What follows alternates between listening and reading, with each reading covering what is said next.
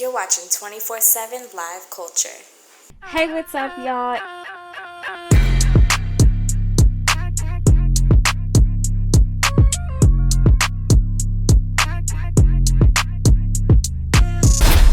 Hey, y'all, it's your girl Rhanni Lew, and we are back with BoomBox Talks. I'm with my girl Phedora. Hey, y'all. Today's Girls' Day, y'all. Today we're gonna do some girl flicks, some chick flicks, okay? We're happy, we're excited. Yes. What are we doing today? The men tune into. But we're doing B.A.P.S.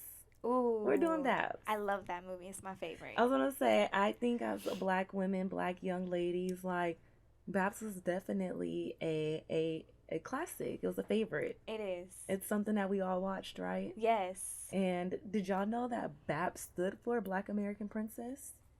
I did, but that's probably because I watched that movie. I watched that movie literally like twice a month at minimum. I mean, it's a good movie. I think that the characters, they were amazing.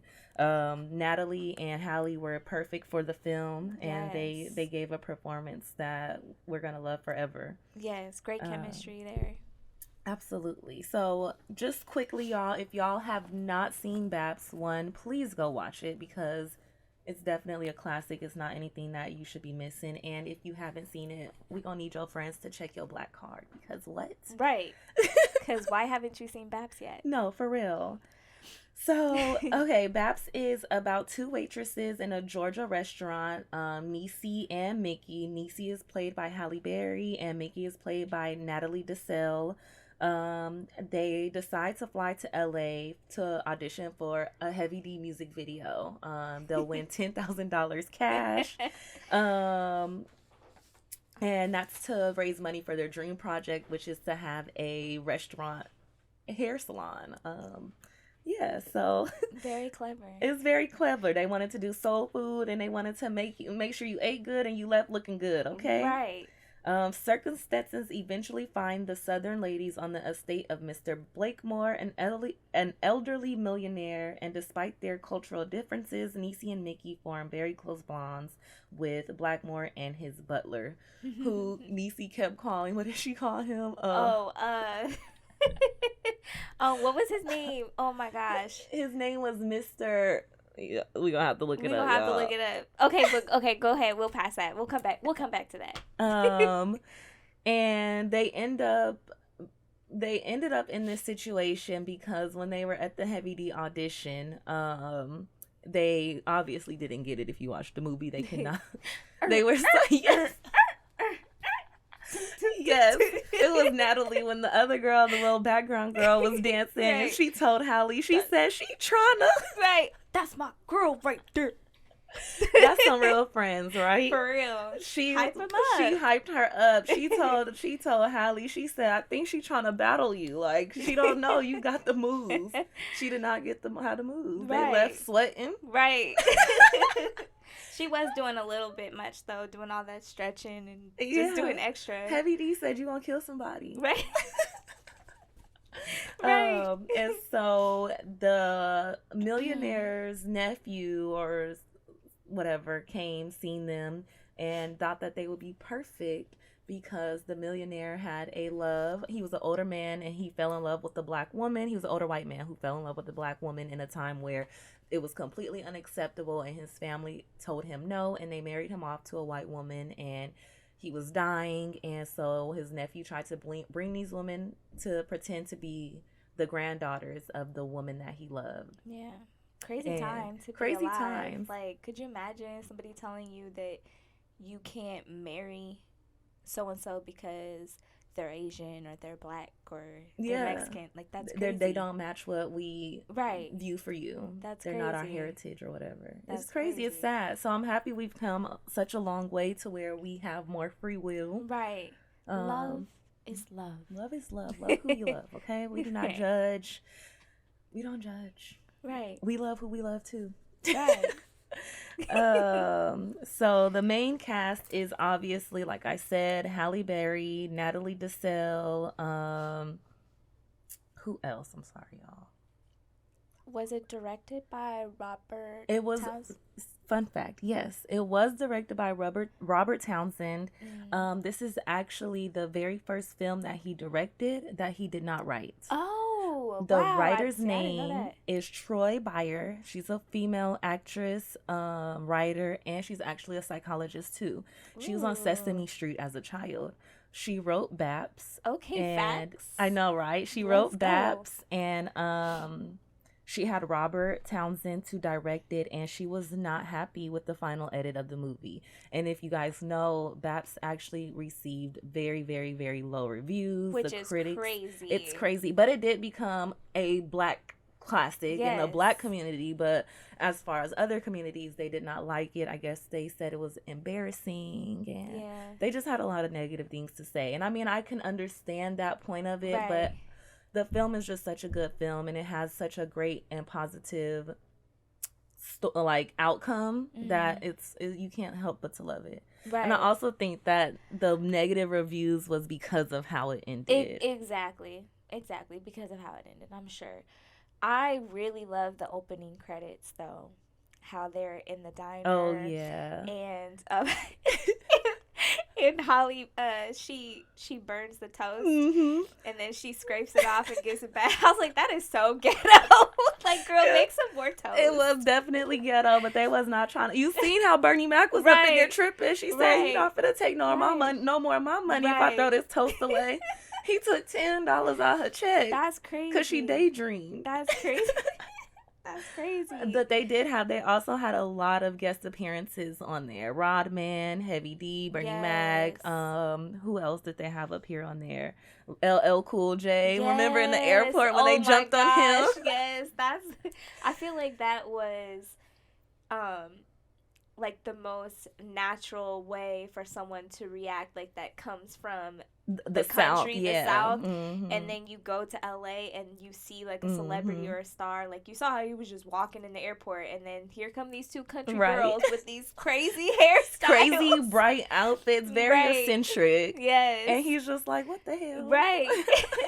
That's funny. But yeah, so Troy, she was not happy with the final cut of it. She said she was embarrassed. It was too late for her to take her name off of it. So she went ahead and wrote another independent film, and she wrote Love Don't Cost a Thing. Right? What? So we're gonna have to do that one too, because Troy she does pretty good. Even though she didn't like B.A.P.S, she said Robert, because it was his first time directing something he did not write. During filming, he made a lot of edits and changes to the script and to the vision in general. And she was just like, this is not what I wrote. Wow. But I mean, it came out a classic, and Robert is a legendary He's definitely filmmaker. A legend. I mean, I love him. Yeah, I was gonna say, Five Heartbeats. I hope today she's not, like, as of now, she's not upset with it still, seeing the success that it has garnered and how much love, and it's a home classic. It hits home. Like, it's very hearty. So it's almost, I would call this a comfort movie. It's definitely a comfort movie. You can just throw it on while you're in the house. And it's always going to make you laugh. Exactly. It's such a nostalgic thing. All right, y'all. So we will be back with some more movie facts about B.A.P.S. But before we do that, we are going to go ahead and have a word from our proud sponsors, 24/7 Live Culture.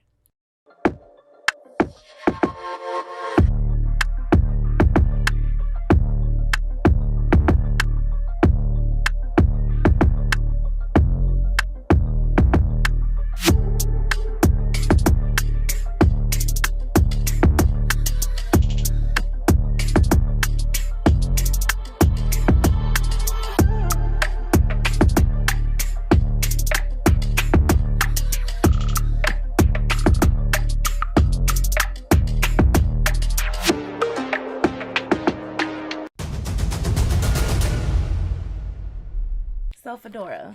Yes. If you were, well, it doesn't matter where you are, would you fly across the country for $10,000 and end up staying with a strange millionaire for the money?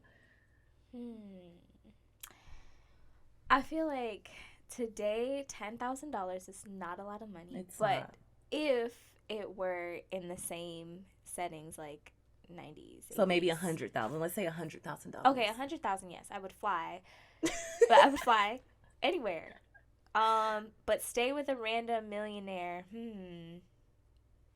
Because what do I have to do? Like, is it gonna be the same? Because in B.A.P.S, it wasn't no sexual type of thing. Just living there, just it was living really like a princess, living like a queen. Then they were just comforting him, and he just he was so happy to be with the girls he thought was the granddaughters of the woman he loved so much. Right. But at the end of the movie, he ended up saying that he knew that she never had kids, so she knew that they weren't. Right.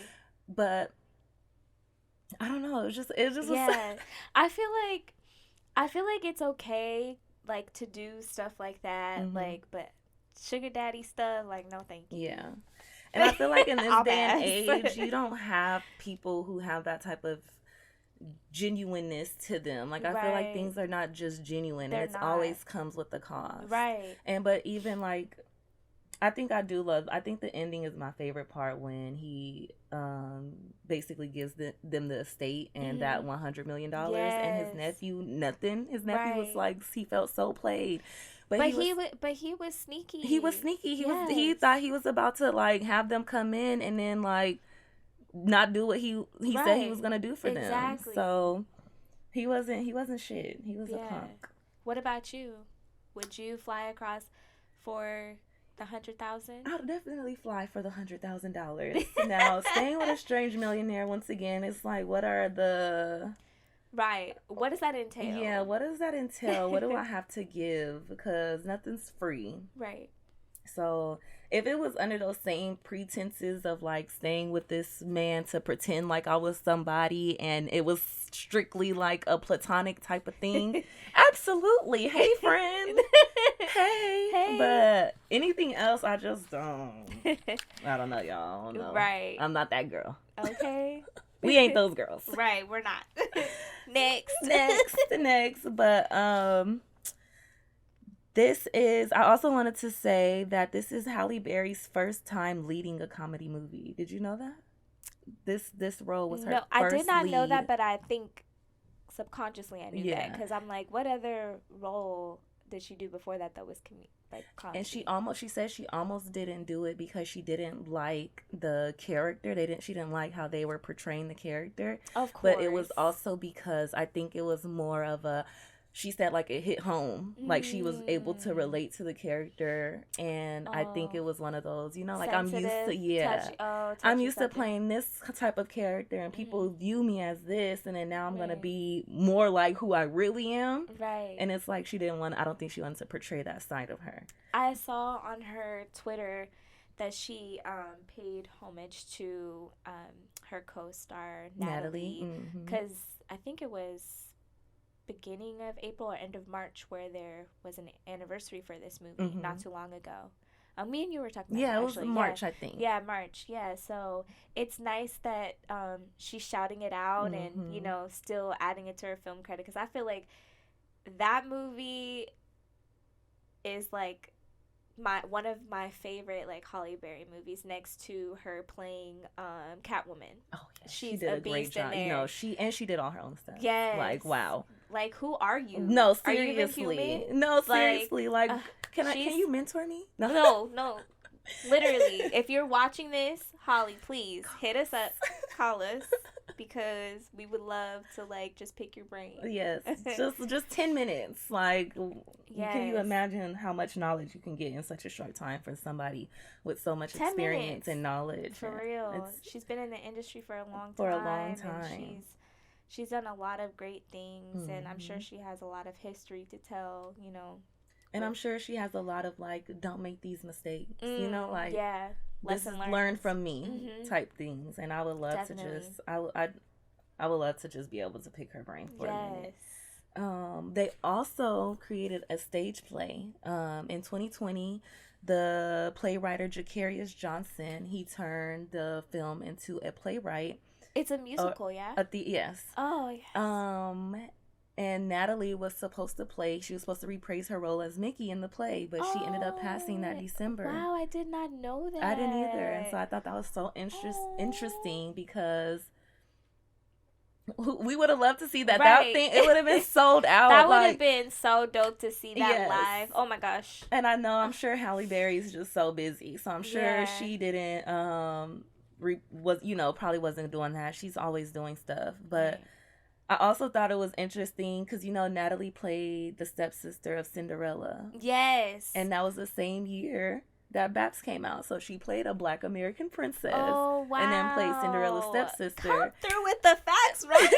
Let's go. So she came through with the she facts. was busy in the 90s. She was busy, and she could have done so much more too. Mm-hmm. Like she was a good actress. She really was. Yes. She's definitely a classic. She's definitely a legend in our community. So rest in peace to Natalie.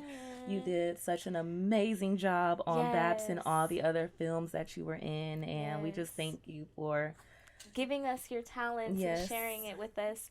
And your movie will live on for generations, forever. Yes. It's a classic. Yes, because I know I'm sharing this with all my babies, all my nieces, nephews, kids, everybody. Here's a message from our sponsors, 24/7 Live Culture.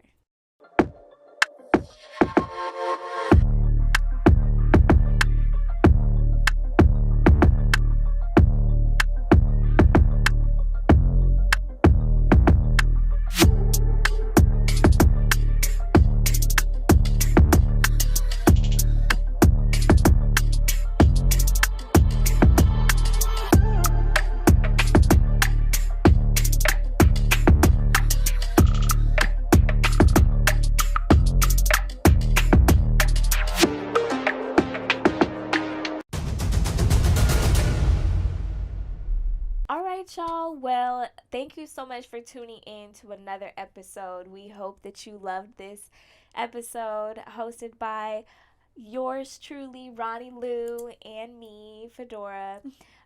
We thank you so much for the support. But before we go, we want to ask the viewers, specifically the ladies, would you fly across the country for a specific amount of money, let's say $100,000, to stay with a millionaire?